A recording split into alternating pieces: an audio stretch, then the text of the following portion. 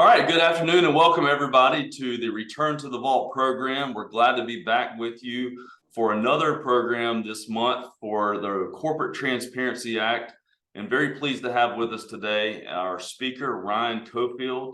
He's a principal with the Van Winkle Law Firm, and I'll have more about Ryan here in just a moment. If you're new to the real property section Return to the Vault program, just a little bit about this program. This is a program that we created in 2022. This was sort of our way to help bridge the gap and reconnect and re-engage as we emerged out of the COVID-19 pandemic and everybody became more accustomed to virtual interaction and meeting in this way. These are monthly 1-hour programs that we hold on the second Wednesday of each month. Typically at noon. These programs are all recorded and saved as content for our section members and saved on our website, so that if folks are not able to attend these programs live, they can anybody can view these programs on our website after the fact. These programs, however, are not offered for CLE content or credits, so there will not be any CLE credit awarded for this program today. A couple quick programming announcements. The next Return to the Vault program is going to be March 13th at noon. The topic is TBD. However, we've got a couple topics that are in the works, including a potential topic and program on the AIRS project, a potential presentation by the Bill Toole, who's the Deputy Secretary of State, and also a potential practical skills program, hopefully on how to operate the Enterprise Justice or Odyssey system. For any of you Real Property Section members, please take special note of the Real Property Section annual meeting and CLE event May 16th to 18th. The May 16th is the council meeting and early arrivals reception, and May 17th to 18th, of course, the annual meeting and CLE event. I believe all of that information will be coming to you in more detail very soon, and the block room for at the hotel will be opened up very soon as well. If any of you have any ideas for future programs or content, or want to be a presenter or a sponsor, please email me. You see my email address there, or our co-host and co-chair of the Return to the Vault program, Kyle Smalling, and you see his email there as well. Want to thank today's sponsor, Tryon Title. I'm seated here with my good friend and title sponsor for today, Tryon Title, Mark West. Please stick around for the end of this program to hear a little bit from Mark and about Tryon Title. And 10 lucky winners today will be receiving a $50 gift card or prize courtesy of Tryon Title. So Ryan, I will let you share your screen now. I'm going to stop my share, and as you bring your screen up, I'm going to tell everybody a little bit more about you.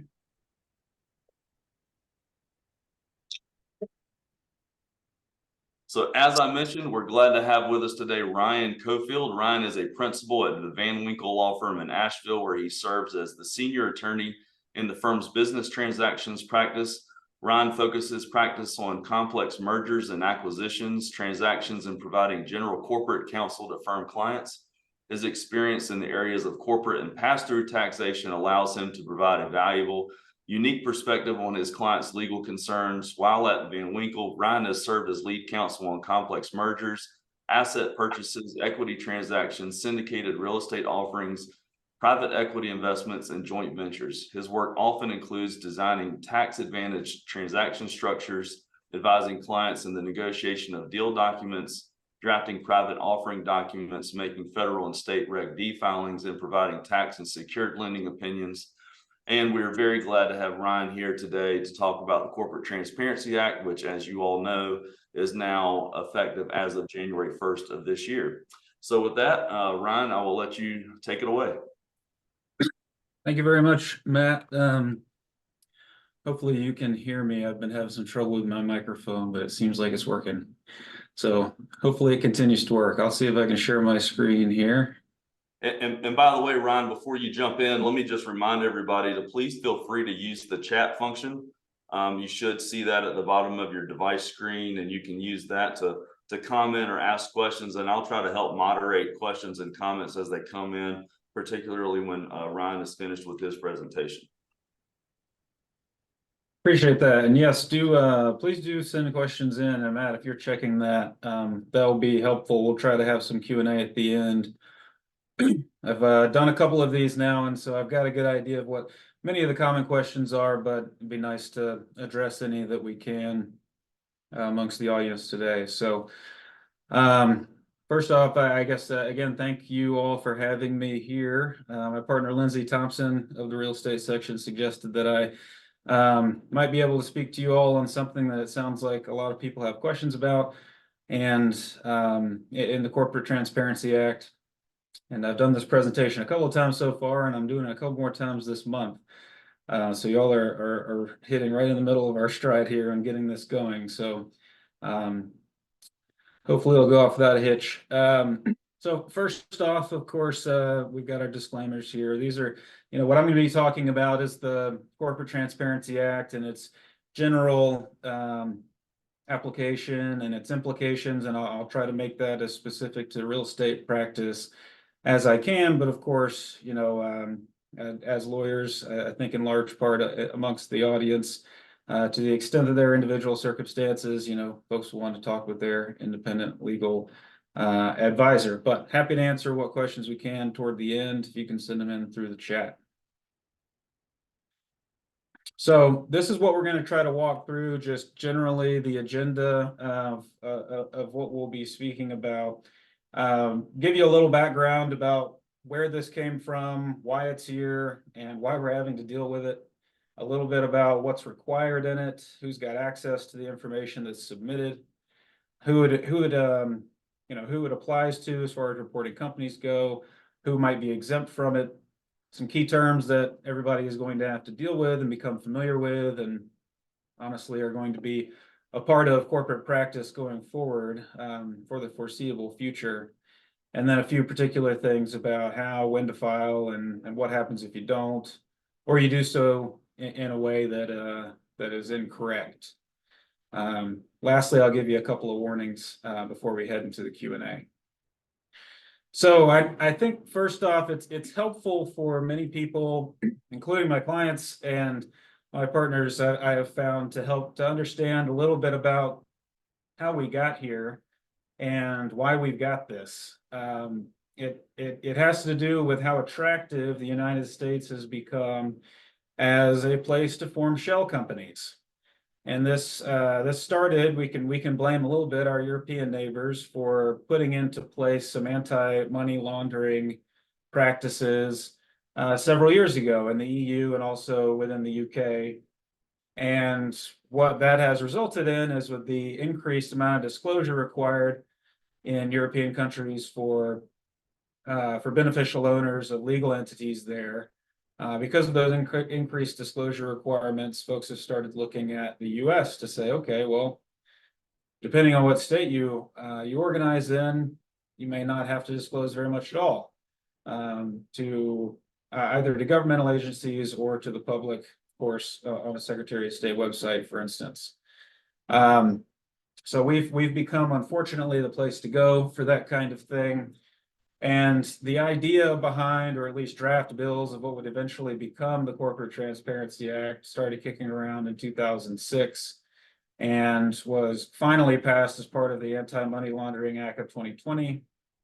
And so, and that was actually passed in 2021, but then final regulations on the way to our recent effective date were passed or approved on September 30th of 2020. That's just say 2023. Sorry about that. Just in time for the effective date of January 1, 2024. Where now, if you're an existing entity in the United States or doing work in the United States, you are potentially subject to the Corporate Transparency Act. And for those who are looking for a site reference, to the Federal Register, there it is down there at the bottom. So now hopefully that you've got an idea of where we're coming from and what the goal is, which is to combat money laundering and to increase the amount of information that, in particular, the Financial Crimes Enforcement Network of the U.S. Treasury Department has about entities formed and operating in the United States. Now that you've got an idea of kind of what the point of it is, what are we actually required to disclose? And it's actually not that much information, although it is a little bit more information than you would typically, someone like me in a corporate practice would be getting from our clients in the formation of an entity. It's a little bit more than that. It's not super invasive, and it's free. You don't have to pay to file. But as an econ professor told me a long time ago, if it's free, you are the product. And that's exactly what we have here. You don't have to pay to file, but you do have to tell FinCEN and then the entities we'll talk about in a second who have access to the information about the reporting company, and then also information about beneficial owners. And so you'll see there what's required of the reporting company. You can see it's pretty basic information. And then what's required for beneficial owners, and we'll talk a little bit about when company applicants are required to be included in the beneficial ownership information report a little later. Again, not a lot of information, but obviously some very specific individual identifying information, which is new, including that last bullet point there, which is an identifying document. So you'll see, for instance, if you use a driver's license number for an individual, you'll be submitting a copy of that driver's license. Passports are also a commonly used documentation for individuals. So, now that we've got an idea of what we have to submit, the question is, and this was a big one for everybody, including especially attorneys who might fall under the category of a company applicant, who has access to this information that you're submitting? And the answer is, it kind of depends. The most important thing to tell clients, to reinforce with them, is it's not publicly available. Just because you fill in this report and send it in to Treasury through the FinCEN website, it doesn't mean it's going to be put on the front page, so-and-so owns such and such LLC. However, it does mean that U.S. federal law enforcement has access to the database that FinCEN is creating. It means that state and local law enforcement can have access to this information with court approval. It means that foreign law enforcement, so Interpol, other foreign law enforcement agencies, even law enforcement agencies from other countries, specific to specific countries, can gain access to this database if they're given approval by a U.S. federal agency, most likely in this case FinCEN. And there is, and you'll see this a lot when there's information out there about who has access to this information. The financial institutions and financial institution regulators will have access to the database. One thing that's important to note about that access is that access is controlled by the reporting company itself. So you can expect that entities opening bank accounts and starting lending transactions will start to see, if they haven't already, consent language being worked into financial institution banking documents, that kind of thing. So the question now becomes, we know what kind of information they're looking for, but who has to report it? And the term that's used throughout the Corporate Transparency Act is reporting companies. And the main question is, well, who is a reporting company? And is it really as broad as it sounds like it might be? And the answer is that it is just as broad as it sounds like it might be. In general, if you're a domestic entity or you're a foreign entity with a U.S. presence, that means corporations, limited liability companies, but it really means any entity that has a Secretary of State filing. So you can imagine, for instance, that a general partnership might not have a Secretary of State filing. A trust, in most cases, would not. But an LLC would, a corporation would, certain limited liability, limited partnerships would. A good rule of thumb for you and your clients is if you have filed something to create that entity with a Secretary of State, you need to assume that you're a reporting company unless you can find some way to qualify as an exempt company. So you can see it's pretty broad.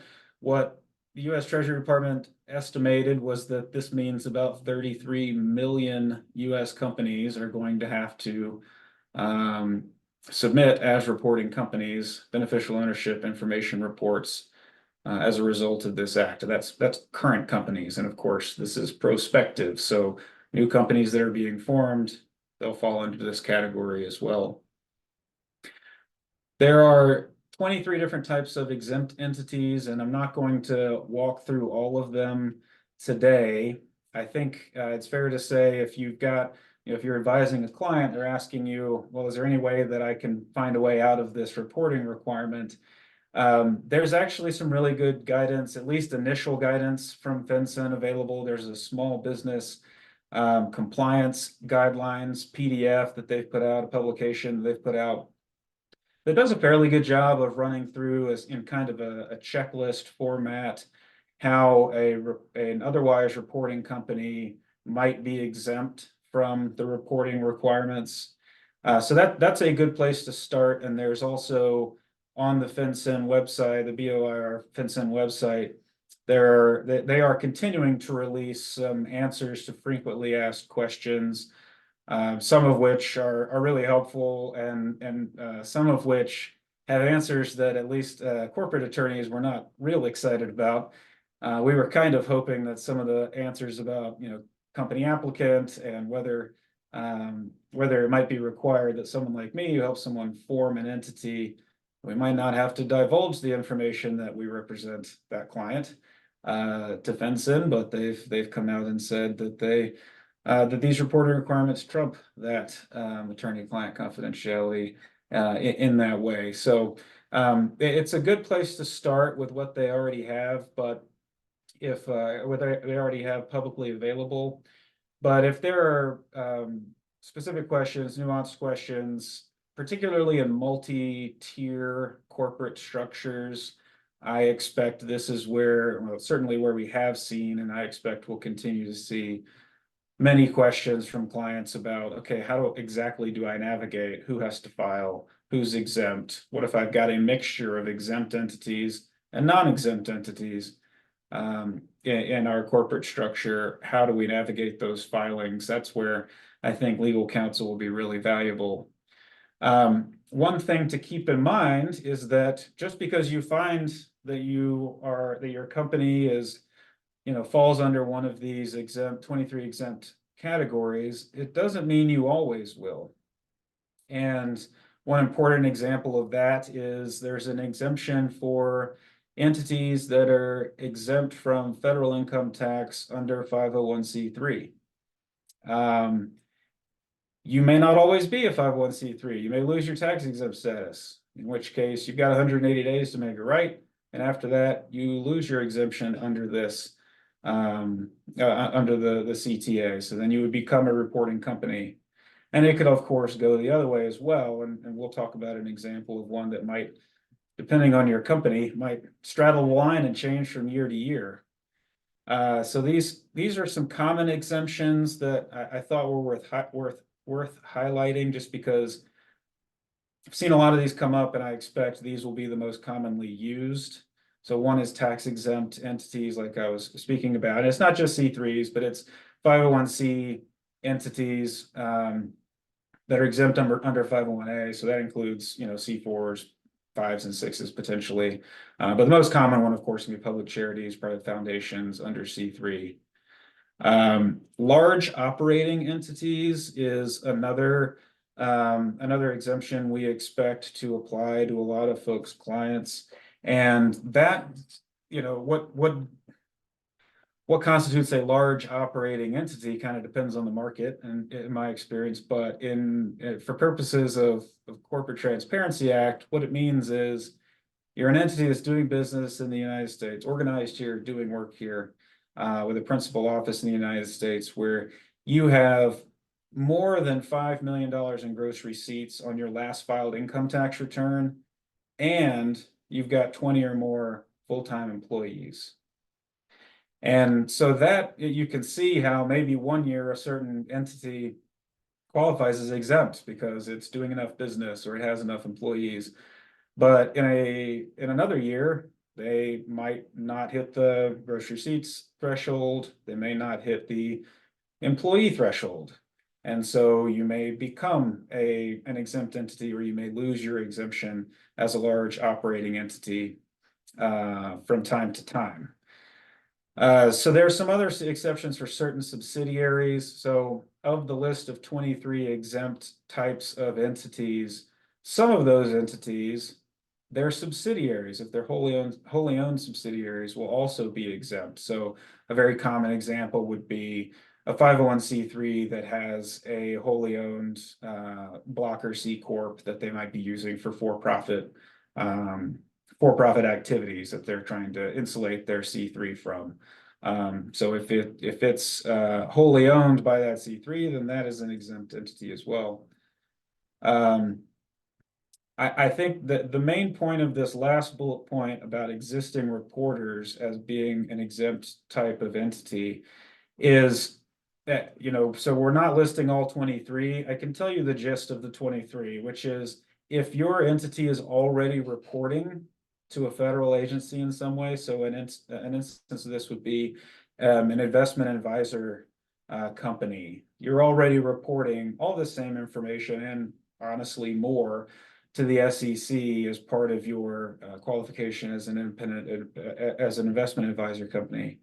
In which case you'll be exempt from this reporting obligation because FinCEN figures, well, you're already submitting this information to someone that they have access to the information of. So it's not just investment advisors, but it's also, others, obviously publicly traded companies would qualify as large operating entities as well in most cases, but they've got SEC filings as well. So without going through the list, you can look at them in the FAQs or in the small business compliance guide. The general idea is if there's someone else at the federal level that you're already reporting to, the CTA is not going to add to those disclosure requirements. So you're exempt from these filings. So, we've been talking about the reporting companies and the entities that are required to file these reports. And that's who it falls on, is the entity itself.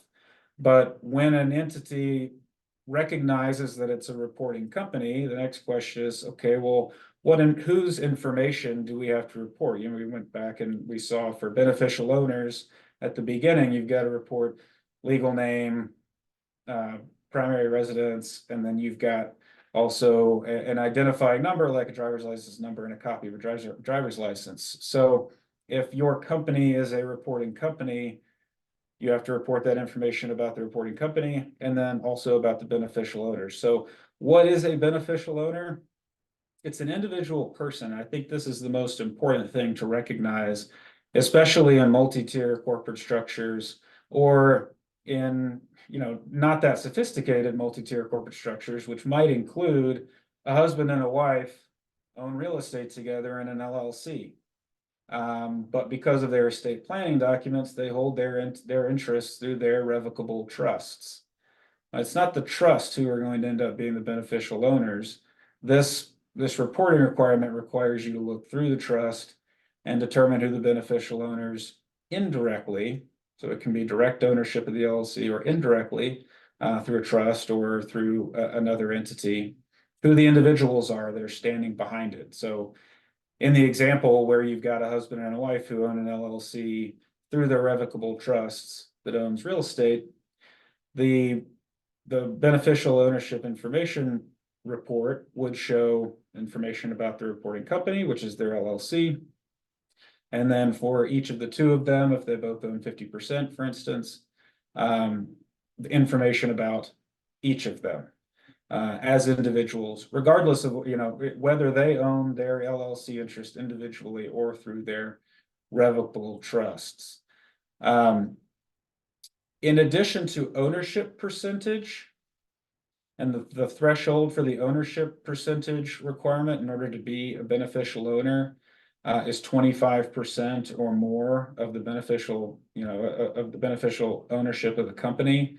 In addition to owning at least 25% of the company, directly or indirectly, and that qualifying you as a beneficial owner, you can also qualify as a beneficial owner even if you don't own anything in the company. And this is one that really starts to get kind of loose in how it might end up being interpreted. And a lot of the FAQs that are up online right now are about what does it mean to be, as you can see, a beneficial owner who has substantial control over the reporting company, but not necessarily any ownership in the company, and at least not 25% ownership in the company directly or indirectly. And so there's a lot of examples in the FAQs about what types of corporate officers, for instance, minority shareholders who might have the ability to appoint board members of the reporting company, how they might qualify as a beneficial owner, even if they don't own 25% of the company. Of course, the most interesting one, I think, from a real estate perspective is the fact that HOAs, which are tax exempt, but generally not under C4, but instead under 528, how HOAs might have individuals who qualify as having substantial control, who, obviously don't have any ownership interest in more than 25% of the HOA, but they might be on the board, or they might be an officer of the HOA, in which case they would qualify as a beneficial owner, even if they don't own 25% or more of the votes within the HOA. And I think particular to real estate practitioners, the HOA bit is particularly frustrating that it's been caught in this wide net. But it has, and that's where we are right now. The other type of individual whose information might need to be reported on a beneficial ownership information report is a company applicant. And with beneficial owners, regardless of when your entity was formed, if it's in existence as of January 1 of this year, you need to report your beneficial owners in your initial filing. Company applicants, if you were in existence prior to January 1 of this year, you don't have to report your company applicants. It gives you the opportunity to on the website, but you don't have to. If the entity is formed January 1 of this year or later, company applicants are required to be included in the beneficial ownership information report. And so the question is, who is a company applicant? This is the one that gives me the most heartburn as a corporate lawyer, which is, in many cases it's me, and in other cases it may be me and my paralegal. So what's interesting about the company applicants is you can only have up to 2, and the question is, are you a direct filer, or are you directing or controlling the filing, even if you're not the one actually filing the creation document for the reporting company? So there's actually an FAQ about this, and Treasury has said that in the instance of a corporate lawyer where I have a client who comes to me and says, husband and wife want to form an LLC to hold real estate, I say, great. We work on the formation documents, including articles of organization, and we submit those, even if I don't sign as the organizer on the articles of organization. Current guidance from Treasury says that I count, if I actually submit it to the Secretary of State, I count as a direct filer, or if I do all of that work and then I ask my paralegal, can you file this with the Secretary of State? My paralegal becomes a direct filer who is required to be included in the beneficial ownership report as a company applicant, as well as me. So again, there may be more folks who might fall under category 2, for instance, the chief executive officer of the company that's forming, or the 2 members in the husband and wife LLC example we've been talking about. But you don't have to disclose more than two because that's all they're asking for is two.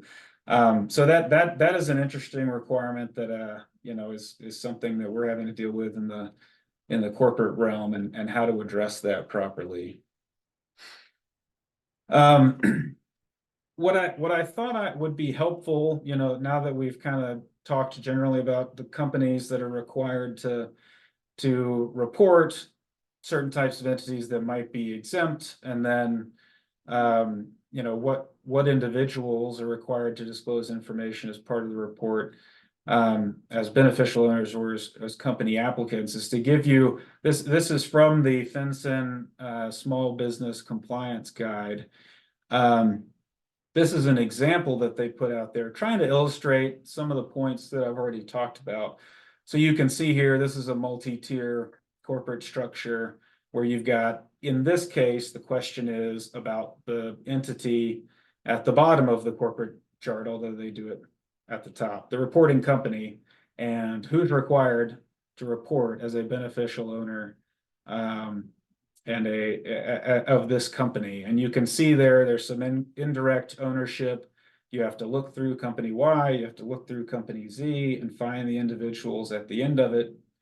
And the way you figure out, for instance, you know, whether individual A, who's down there a couple of times, owning 30% of the stock of company Y and 25% of the stock of company Z, the way you find out whether that person owns at least 25% of the stock in the reporting company is multiplying their percentage ownership in company Y times company Y's percentage ownership in the reporting company, doing the same for company Z as it relates to individual A, adding them together. And if you do that, you'll see company or individual A is clearly a beneficial owner of the reporting company. But you'll also notice that individual A is labeled CFO. So even if individual A didn't have enough ownership, they would still be a beneficial owner by virtue of their status as CFO. You'll see individual C, for instance, doesn't have at least 25% of the beneficial ownership of the reporting company, but is CEO and president, which would qualify them separately from their ownership as a beneficial owner.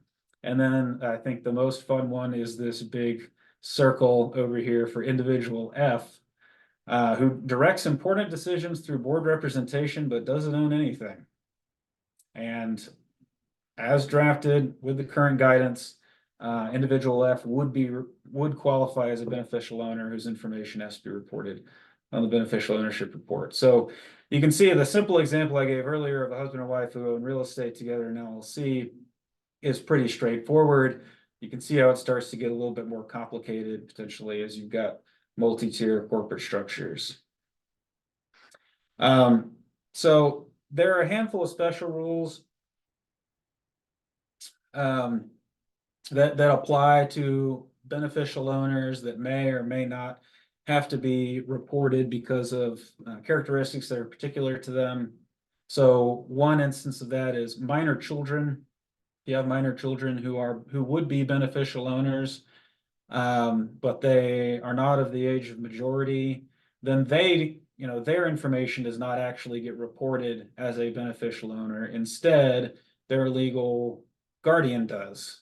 So it could be their parent, for instance, would be reported as the beneficial owner until, and this goes back to the point about this information not being permanent, until that minor child becomes the age majority, they turn 18, and now they no longer have this special rule that applies. There would need to be an updated beneficial ownership report, adding them as a beneficial owner upon that date.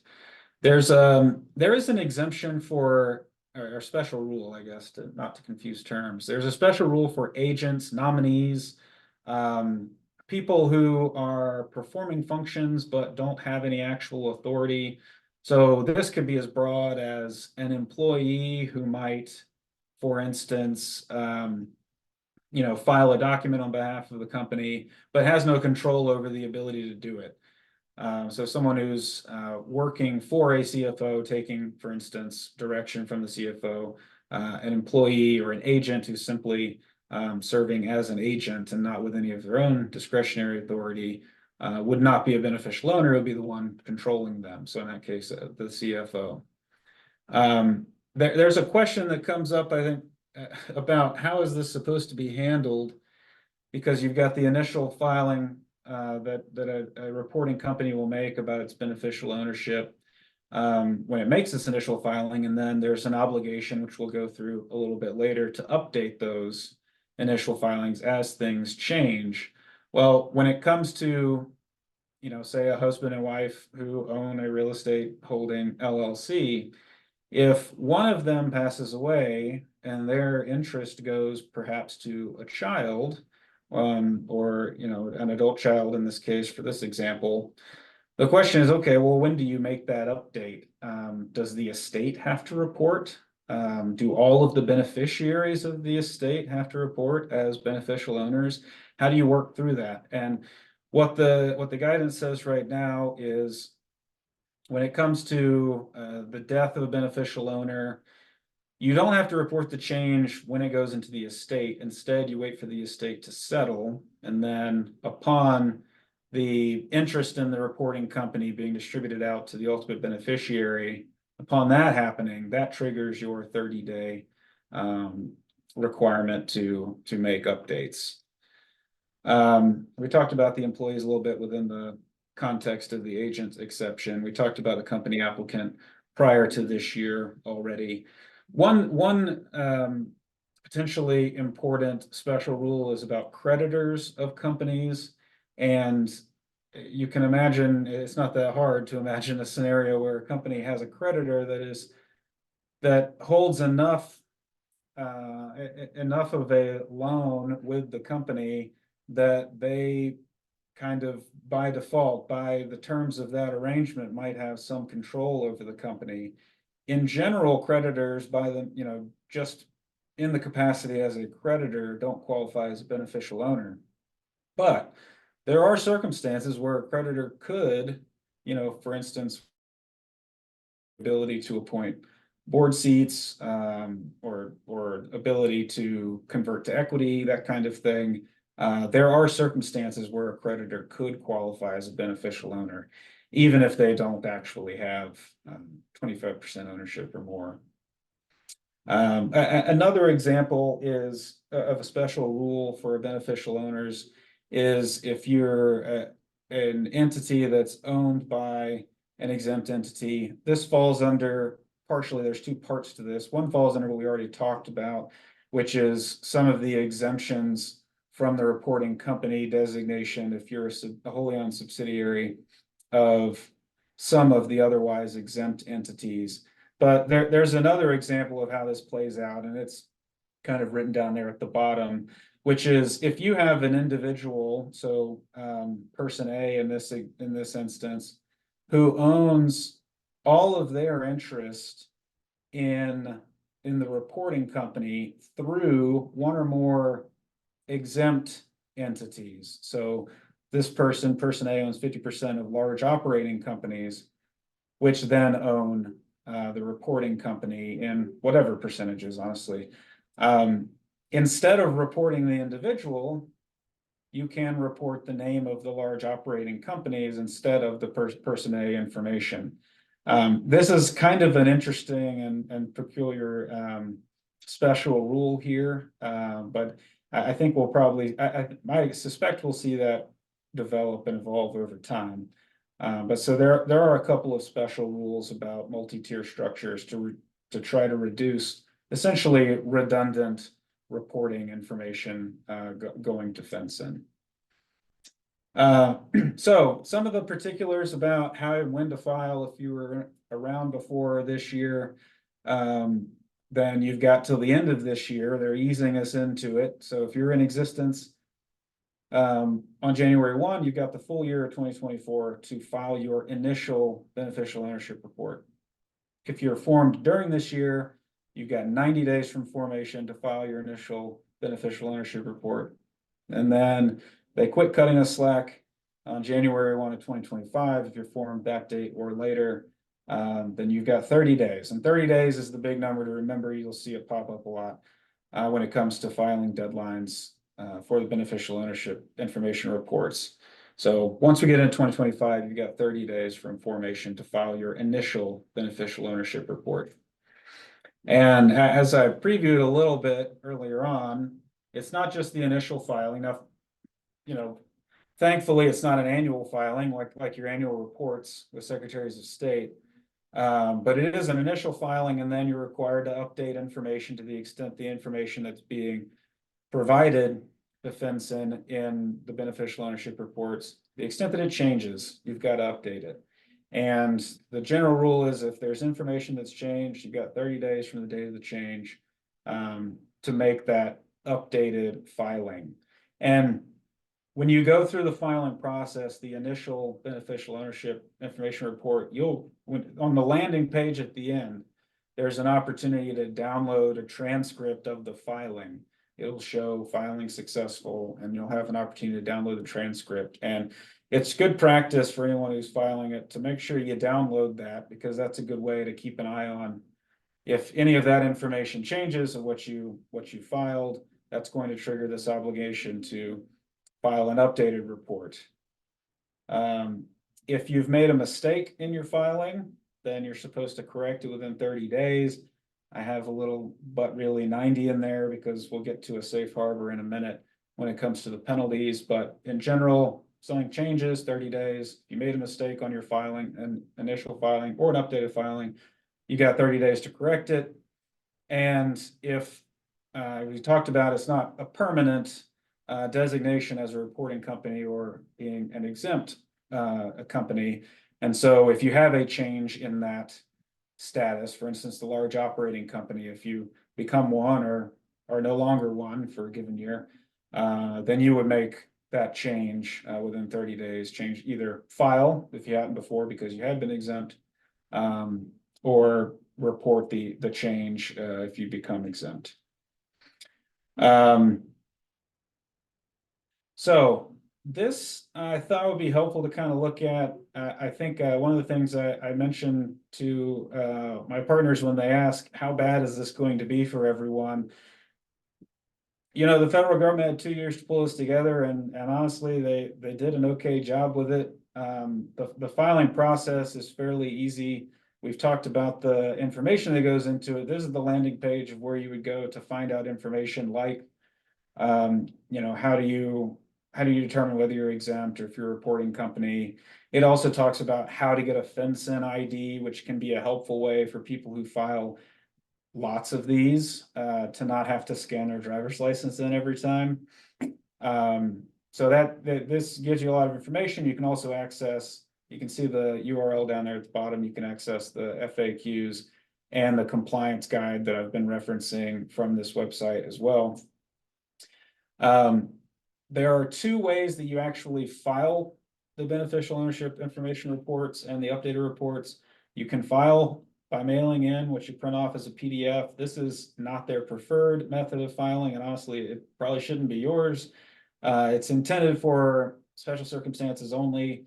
In general, people should be filing online. Like I said, the online filing process is actually pretty easy and intuitive, and as far as I'm aware, hasn't crashed yet. This is that link that in the third main bullet point there is the link to the actual filing page. So if you're advising clients on whether they, you know, whether or what they might need to include here, you would send them this link, and that's how they would end up making the filing.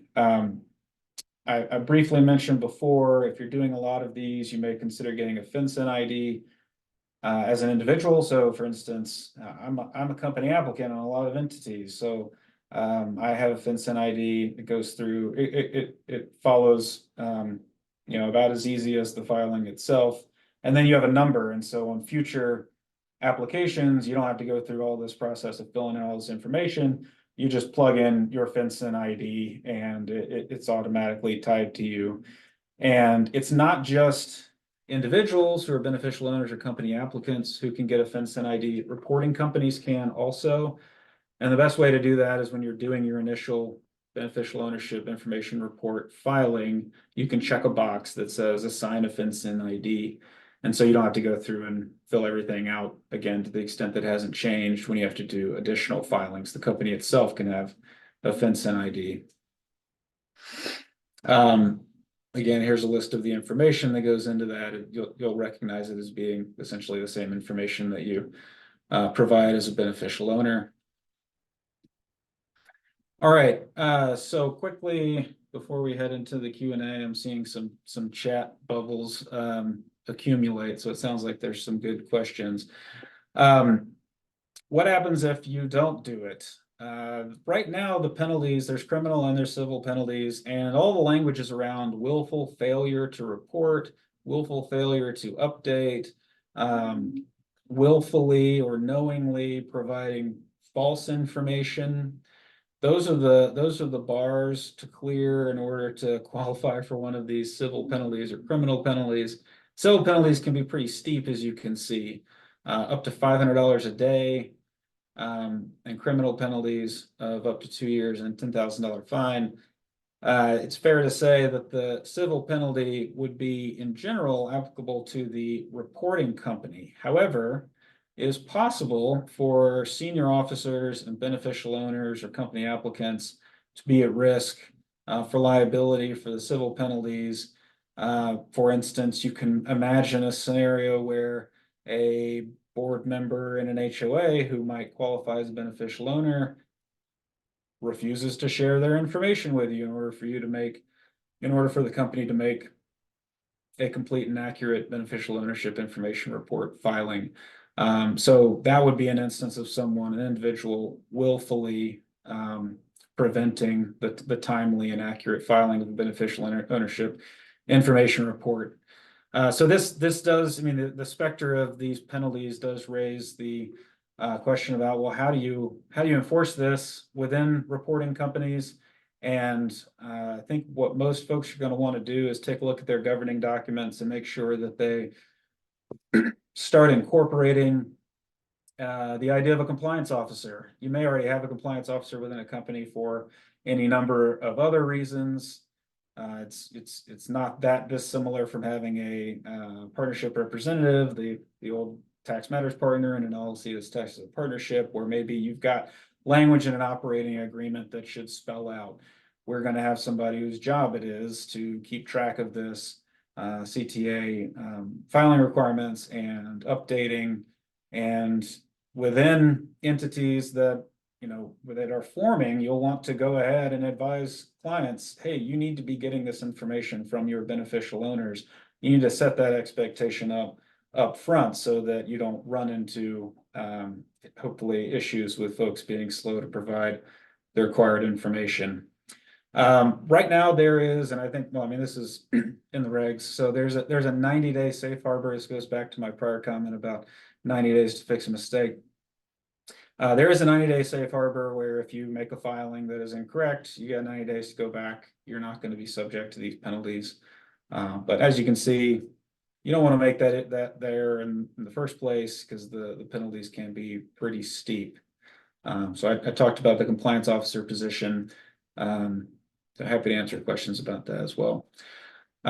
So just to reiterate here, I think this is probably my last slide.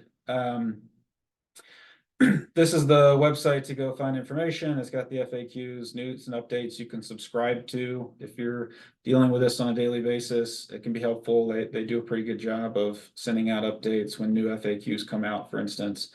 Check out the entity compliance guide. The last two bullet points are just, as with any new scary sounding reporting obligation, there are scams around that are trying to get people's personal information in order to use them for reasons other than actually filing beneficial information ownership reports. So I would certainly tell folks, don't sign up with some third-party filer if they don't know who they are already. Now there are entities like CT Corporation, registered agent entities are starting to offer this service. So, obviously you expect they would be fine to use, but you would want to advise people, and you would want to be aware of random emails that you might get saying, hey, we can help you file this. A good tip-off is they charge you a filing fee, because there is none. So that's a good way to identify a potentially bad actor.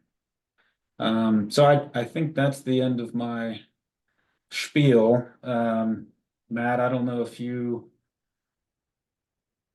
Yeah, have been we've looking got at it or if I should just take a look at it. Yeah, we've got a number of questions here, and Ryan, thank you so much. What a fantastic presentation, and I want to thank everybody who's been here with us today and participated. The chat box has been heavily used. We've had over 200 participants. I know the participant list currently says 188, but I know there's several law firms here with us today that have conference rooms full of attendees, so that participant number doesn't quite capture everybody that's been here with us. But again, thank you so much. I'm going to go ahead and share my screen again, Ryan, so we can handle these last few slides. I do want to go over a couple of these questions, and I don't know that I'll be able to hit them all.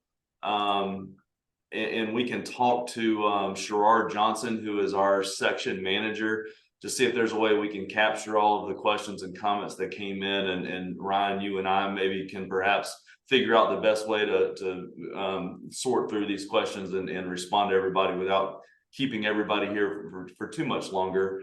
But I did want to get into a couple of these questions that weren't answered right away as they came in.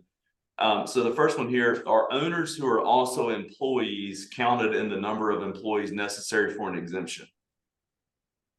Yes, so yeah, the guidance does not distinguish between owner employees or employees. So I haven't seen anything saying that they wouldn't count toward that number. I expect that they would. Okay. Next question, who would report if an irrevocable trust owns LLC interests? So that's a good question, and the answer is it depends. If you look at the small business at the compliance guide that I sent out, it does speak a little bit to trusts, and the FAQs do as well. And so with a trust, there are potentially three types of beneficial owners that might have to be that might have to be disclosed, and one is if you've got an entity with a grantor, so a grantor revocable trust, so I know the question was about irrevocable, but certainly with a grantor revocable trust, the grantor as the grantor with the ability to revoke is clearly a beneficial owner. In an irrevocable trust, the grantor might not be. However, you've got to then look at trustees who control the assets of the trust and the ownership, the disposition of the ownership of the company and control potentially the company through the irrevocable trust. And you also have to look at potentially beneficiaries, and the FAQs draw a distinction between beneficiaries that have a right to income of the trust versus beneficiaries who are either contingent beneficiaries or beneficiaries who are only rights are to the principal upon liquidation of the trust. So it can depend on, I mean, it depends on the facts and circumstances of the trust and the trust document itself. Okay, got a couple questions here about churches. Is there an exemption for an incorporated church? So a church would qualify as exempt most likely because and I guess the question is probably, churches don't have to file a 1023 to become tax exempt under C3, and so maybe that's where the question is coming from. Certainly if a church has filed and received tax exempt status as a C3, then it would qualify as an exempt company. But if you've got a church that has not actually filed as 1023, it is still, because churches are special in the code, it is still exempt under C3, even if it did not file. Churches sometimes do because it's easier to raise funds and that kind of stuff. But that's interesting, right? And maybe this is where the question is coming from, because churches would be exempt even though they didn't file a 1023, but HOAs that might otherwise be qualified under C4 and don't do that Now, most HOAs don't actually qualify to C4 anymore, but some could. If they don't do that and they're just filing as exempt under 528, they're not exempt. So it's a difference in treatment there.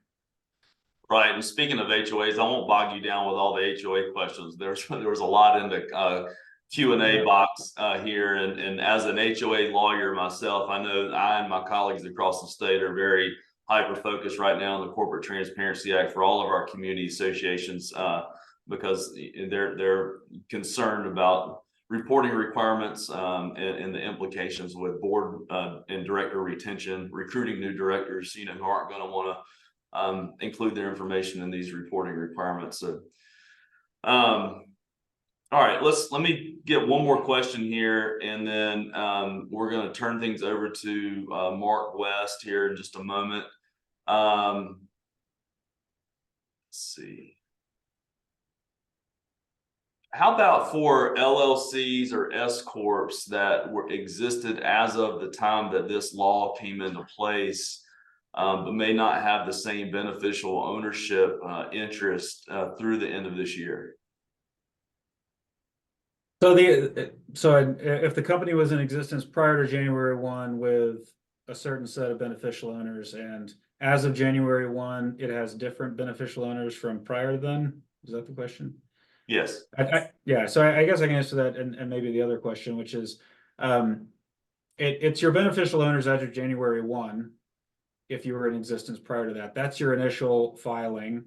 Now it's interesting because you've got this really long filing deadline for existing entities. And one question I've got is, and so, whatever it is, January 1, if you filed on January 1, which you couldn't actually do, January 2 because of the holiday, you would report that, and then if you had a change during the year, you would file an updated one.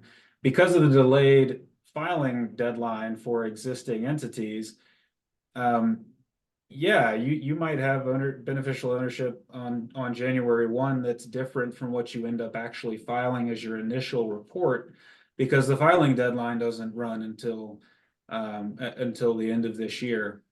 And along those same lines, I've gotten questions about, well, what if I don't want to deal with this? I was in existence prior to 2024. And we're going to dissolve in 2024. Do we have to file anyway? And I think it's important on that question to note that there is no filing requirement upon the dissolution of an entity. And so, I expect that if folks are planning on dissolving this year prior to having to file, that they wouldn't end up having to make any filing because they would be dissolved before the deadline would pass. Okay. All right, well, thank you again, Ryan. This has been fantastic. And I know a number of you have already reached out to me by email during this program, have asked for program materials. I'll be glad to respond to all of those emails, provide program materials and a copy of this recording to anybody and everybody who would like a copy of that. And again, if you are a Real Property Section member, you can find this program recorded and saved in our section library on our community's website at any time. And there's my email address there one last time for anybody who wants to send in questions. Just one more quick reminder about the annual meeting. Again, May 17th and 18th in Nashville. May 16th, as I mentioned earlier, is the early arrivals reception and the council meeting. Please, I want to see everybody and anybody there in Nashville in May. We hope to have a big attendance and a big event there in May in Asheville.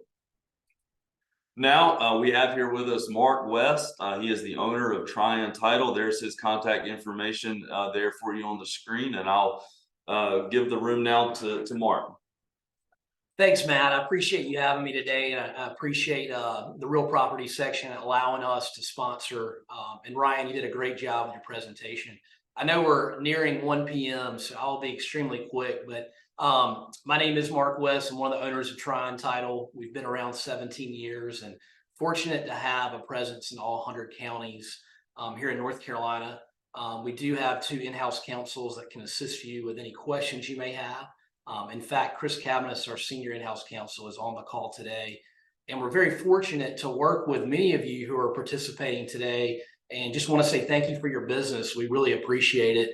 A little bit about Tryon. We are headquartered here in Raleigh. with a presence throughout the state. We're fortunate to have 7 companies we underwrite for, which gives us access to many prior policies across the state. So please reach out to us if we can be of assistance. We have a dedicated residential and commercial team with the 2 in-house counsels that I mentioned, the ability to hold earnest money, coordinate dispersing and settlement statement preparation, and a great 1031 partner. So thank you again. It's an honor to be here, and I will turn it back over to Matt. Okay, thanks a lot, Mark, and I appreciate Title sponsoring this program. Thanks again to Ryan and all of his work that he put into this, and for all of you who attended and participated. Again, this program wouldn't be possible without so many of you who participate and attend these programs on a monthly basis. And this program has become one of the, or perhaps the most attended program within the NCBA. So we're very proud of that. Hope everybody has a good rest of their afternoon, and thanks again.